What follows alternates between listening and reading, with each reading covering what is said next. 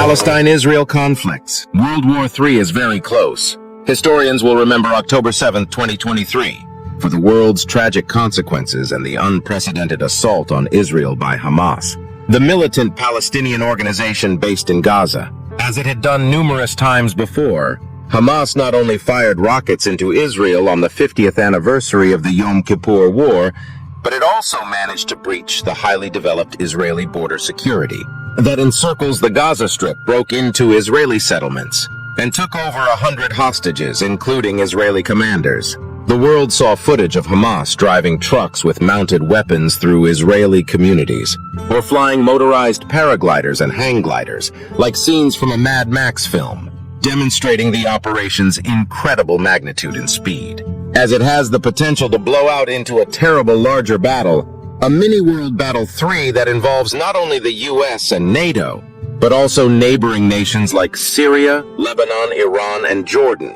We are seeing a significant turning moment in the history of the Middle East. The Israeli-Palestinian issue must be resolved fairly and permanently. In order to avert such a humanitarian and geopolitical catastrophe, let's examine it objectively. A frightening escalation and senseless deaths. In the first week of the fighting, about 1,000 Palestinians and 1,000 Israelis lost their lives. Around 350,000 Gazans were forced into exile. Rather than pursuing a truce and talks, both sides are entangling themselves in a bloody conflict and exchanging angry words. According to Israeli Prime Minister Netanyahu, Hamas has committed an unprecedented error. Another senior Israeli official states, "It's either us or them, and it is a matter of the survival of the state." Israel has called up more than 500,000 reservists and is getting ready for a ground invasion of Gaza, which will result in bloody urban warfare. We will exact a price that will be remembered by them and other enemies for decades to come, the official adds.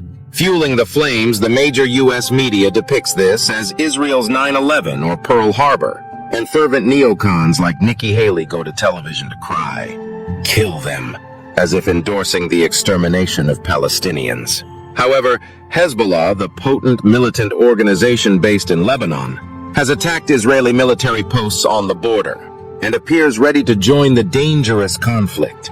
On the other hand, Hamas declares that it is prepared for a protracted war, and that if Gaza is subjected to a war of annihilation, the government of Israel will open the gates of hell. The U.S. has sanctioned billions of dollars in fresh assistance for Israel, transported munitions to Israel, and sent aircraft carriers to the area. U.S. Secretary of State Blinken's trip to Jordan, Saudi Arabia, Qatar, the United Arab Emirates, and Egypt, an important Arab nation in the area, indicates that the U.S. intends to wage a protracted, brutal war. The worrying thing is that France and the UK are clamping down on pro-Palestine marches, a warning that Europe is preparing to be embroiled in a protracted battle. NATO has embraced the cliché, "We are with Israel," ignoring the reality that the war in Ukraine is still ongoing. Israel launched 2,300 missiles on Gaza in the first 4 days of the conflict. The crowded metropolis has been dubbed the greatest open-air jail in the world. Israel has destroyed several hospitals, schools, a prestigious university in the area, mosques, and an old church in Gaza. Gaza is totally helpless against Israeli assault, since it lacks a military and a missile defense system. Israel has now cut off food, gasoline, and power in Gaza and implemented a total blockade. Collective punishment is causing a catastrophic humanitarian disaster that is occurring in real time and is against international law and the Geneva Convention. EU propaganda claimed that shutting off power and water during the Ukraine conflict were acts of pure terror. Israel has cynically offered a solution that would let Gazans to relocate to Egypt. But this is nothing more than overt ethnic cleansing. This plan basically states, leave your home, become a refugee, flee to another country, and never come back. We are going to bomb your homes. When Israel established and aided Hamas, this is a proven truth, not some kind of conspiracy idea. For many years, Israel established and sustained Hamas, with the dual goals of dividing the Palestinian leadership through the divide and rule tactic, and undermining Palestinian ambitions by drawing attention to Hamas's acts of violence. To put it another way, Israel's objective was to incite a controlled resistance, that would be sufficiently violent to prolong the conflict and undermine peace initiatives. The risky political tactic is explained in a 2009 Wall Street Journal article headlined, "How Israel Helped to Spawn Hamas." In his Senate address, U.S. Senator Ron Paul made it clear that Israel really started and encouraged Hamas to counteract Yasser Arafat. Israeli Defense Intelligence Chief Amos Yadlin said in a 2007 WikiLeaks email that Israel would be happy if Hamas took over Gaza, as Gaza may then be treated as a hostile state by the IDF. Anyone who wants to thwart the establishment of a Palestinian state has to support bolstering Hamas and transferring money to it. Netanyahu said to his Likud party in 2019, "Be aware that Hamas is a branch of the Muslim Brotherhood, an organization that has always maintained tight ties to the United States." President Eisenhower of the United States brought the Muslim Brotherhood to the White House in 1959 and formed an alliance against secular pan-Arab leaders who were moving toward the Soviet Union, such as those in Egypt and Syria. The U.S. and Israel supported Hamas against the secular and progressive Palestinian leadership, PLO, using the same strategy. But the deft strategists conjured up a Frankenstein monster that now threatens the West's hopes of colonizing other countries. Who is an extremist? When it suited the U.S. military-industrial complex, the U.S. has supported terrorists, Nazis, and genocidal dictators over the years. If Hamas were battling America's geopolitical adversaries, such as China, Russia, or Iran, the media would be hailing them as freedom warriors. And they would be getting free propaganda from CNN, weapons from the CIA, and funding from NED. In the proxy fight against Syrian President Assad, the U.S. and its allies, including Israel, backed al-Qaeda and ISIS for more than 10 years. Immediately after the terrorists were backed, they transformed into moderate rebels with CIA training, weapons, and financial backing worth billions of dollars. Operation Timber Sycamore. Even ISIS has become a Western ally. Take a look at these startling revelations. John Kerry, the Secretary of State of the United States, was covertly recorded acknowledging that the U.S. believed ISIS might compel Assad to submit. Herzi Halevi, the head of Israeli intelligence, said that it would be preferable for Israel if ISIS ruled Syria. Moshe Yaalon, the Israeli defense minister, boasted that ISIS never attacked Israel, and that on the rare occasion it did, it was quickly rectified. Kissinger has cautioned President Trump against taking down ISIS, because the group has contributed to limiting Iran's influence in the area. Taking into account all of these details, evaluate Netanyahu's level of mendacity and cynicism in labeling Hamas as ISIS. America's unethical and sinister ploys know no bounds.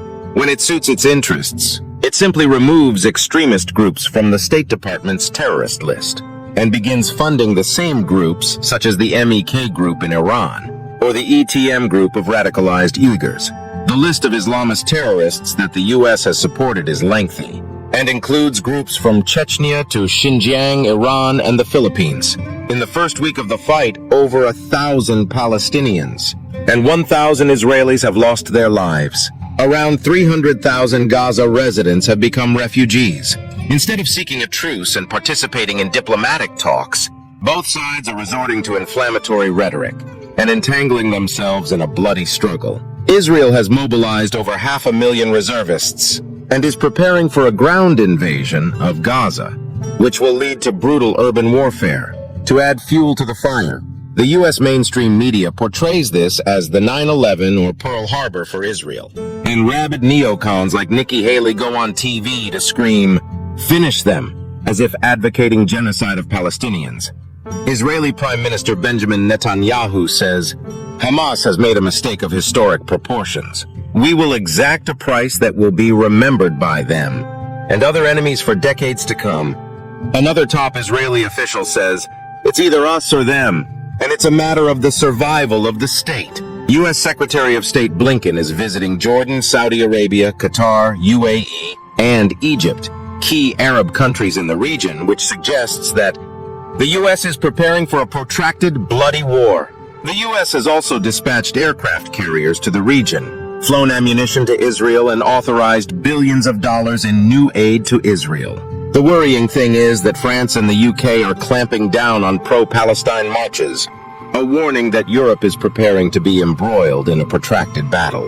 NATO has embraced the cliché, "We are with Israel," ignoring the reality that the war in Ukraine is still ongoing. With no military or missile defense system, Gaza is completely defenseless against Israeli bombardments.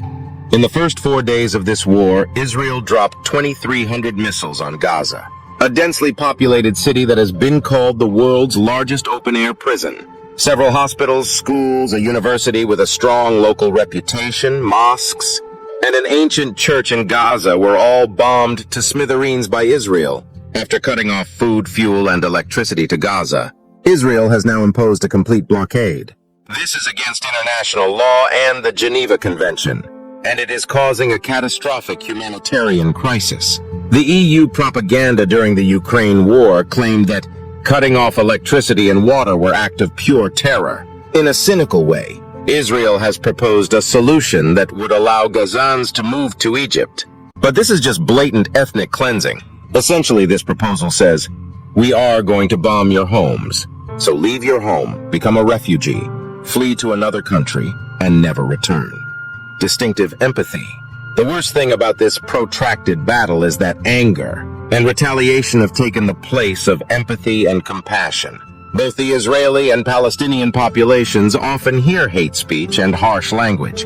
An Israeli far-right politician posted a video in which she asks her little daughter, who is probably 5 years old, what she wants to be when she grows up. Israeli politicians degrade Palestinians by calling them animals. "I want to drive a Jeep and kill Arabs," the boy declares. A picture of school children fleeing and staring up in terror was shared on Instagram by American actress Jamie Lee Curtis. After calling it terror from the skies, she discovered that the children in the image are Palestinian, and that the image is really from Gaza, not Israel. And she took the picture right away. Palestinian way of life. The dreadful tale of suffering and bloodshed that is the Palestinian way of life.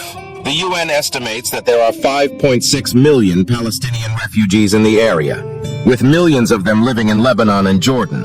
Within a 25-mile by 5-mile radius, there are 2 million people living in Gaza, half of whom are children. Violates international law, denies fundamental human rights, and amounts to collective punishment.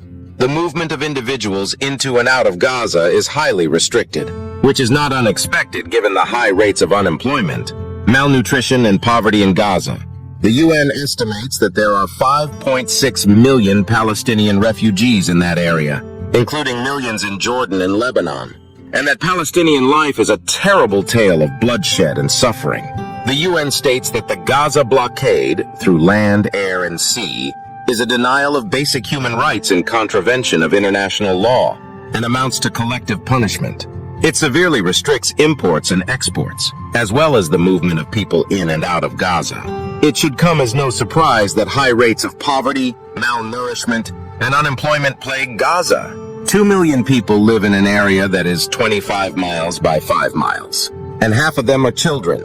The West Bank lies to the east of Gaza, where Palestinians are occupied by Israeli forces, who exercise extraordinary control over their lives, depriving them of basic freedoms and rights. Daily, Palestinians endure Israeli checkpoints and various forms of humiliation. There are essentially no civil liberties, as Israeli police can barge into any Palestinian home and arrest, or shoot any Palestinian at will. Palestinian homes are also seized and demolished by Israelis in ever-expanding settlements, despite the fact that these actions have been condemned by numerous UN resolutions. The barbaric mindset is reflected in a 2018 tweet from the Israeli Prime Minister, which reads, "The weak are slaughtered and erased from history while the strong survive." The number of Palestinians murdered by Israel in Gaza and the West Bank last year was the most in 15 years. Since 2008, over 150,000 civilians have been killed or maimed, with 33,000 of the casualties being children. As a result, there is a never-ending discussion about who is right and wrong in this decades-old conflict. From Israel's perspective, Hamas is a terrorist organization that wants to destroy Israel with rockets. On the other hand, from the Palestinian perspective, Gaza and the West Bank are occupied territories, where a people lacks basic rights and sovereignty, and are therefore entitled to struggle for freedom and self-determination. What is the fix? As Russian President Putin stated, the Palestinian issue is in the heart of every Muslim, and they perceive it as an embodiment of injustice taken to an incredible degree. When creating Israel, there was also talk of immediately establishing a sovereign Palestine. But this was never done. The Balfour Declaration, which laid the foundation for Israel, was signed by the British 106 years ago in November 1917. One of its clear stipulations was, "Nothing shall be done which may prejudice the civil and religious rights of existing non-Jewish communities in Palestine." Sadly, that is exactly what happened. Ethnic cleansing of Arabs, the apartheid regime, deprivation of human rights, mass killing of Palestinians, and so on. There is widespread support worldwide for a two-state solution to this unfortunate situation. A two-state solution should be achieved, taking into account Israel's security concerns and the legitimate aspirations of Palestinians for statehood. The Indian government claims the UN Resolution 2334 calls on Israel to immediately and totally stop all settlement activity in the occupied Palestinian territories, including East Jerusalem, was also supported by India. It should be noted that while Indian politics are rather jumbled, pro-Israel Indians are the most vocal on social media. China, a dependable ally of Palestine for many years, backs three significant initiatives. 1. Statehood for Palestinians based on 1967 boundaries. 2. East Jerusalem as Palestine's capital. And 3. Palestine's membership in the UN. End of the chaos theory and Western hegemony? Tectonic shifts began occurring in the Middle East a few months ago. The world was taken aback by the reconciliation between Saudi Arabia and Iran, which was mediated by China. After that, the war in Yemen was declared over by the Saudis and the Houthis, and Syria was allowed back into the Arab League. There was a great deal of optimism for the region's peace and prosperity. Of course, the American empire, whose dominion in the Middle East thrives on conflict and disorder, saw all those good developments as disastrous. How can the U.S. rule the Arab world without making them feel threatened? U.S. military outposts are in demand due to existential threats. For the U.S. military-industrial complex, peace is terrifying. The course of this new confrontation is unknown. Nonetheless, there are situations that may result in Israel's strategic or even military downfall. The planned ground assault is necessary because Israel cannot just dump enormous bombs on Gaza and transform it into a parking lot due to geopolitical restrictions. Likewise, Israel cannot just nuke Lebanon or Syria, which are the bases of Hezbollah. This implies that conducting an asymmetric battle with relatively low tech and less expensive weaponry like drones, rocket-propelled grenades, anti-tank missiles, and man-pads, organizations like Hezbollah may seriously harm Israel's military. Recall Super Mujahideen revised. Although Hamas has shown its capabilities, Hezbollah has much more expertise and equipment. Hezbollah has battled NATO-funded militants in Syria for the last 10 years, hardening them for combat. Furthermore, Hezbollah has an array of advanced and agile weaponry, such as guided and mobile cruise missiles with a range of over 100 kilometers, in contrast to Hamas. In conclusion, Israel will have two options if Syria and Iran choose to equip Hezbollah in Lebanon and the Houthis in Yemen. 1. Admit defeat and negotiate a peace agreement. Or launch a regional conflict with U.S. and NATO bombing Lebanon, Syria, Iraq, Yemen, and Iran. The second choice would bring us only a step away from World War III. We are now on the verge of World War III. In summary, a multipolar Middle East is a given, just as the multipolar globe is inevitable. Israel must rethink its ties with the surrounding Arab and Islamic nations, just as the U.S. must learn to collaborate with China and Russia as equal partners. Although Israel's efforts to restore ties with Saudi Arabia are commendable, it also has to do the same with Iran and Syria in order to bring about peace in the region. Above all, Israel must consent to a two-state solution that gives the Palestinians a state of their own. Israelis need to realize that the U.S. cannot eternally rule West Asia and defend Israel. Israel will surely gain from having positive ties with each and every one of its neighbors. For the time being, the Arab nations need to band together and engage in coordinated negotiations with Israel in order to put an immediate stop to the attack on Gaza and get the release of all Hamas captives. Subsequently, the protracted talks towards an inevitable state for Palestine and a new security framework for the area need to start. signaling the beginning of a new regional order of peace and prosperity for all. That concludes today's video. Thank you for seeing, and remember to like, share, and become a subscriber for more intelligent news. Goodbye and enjoy your day.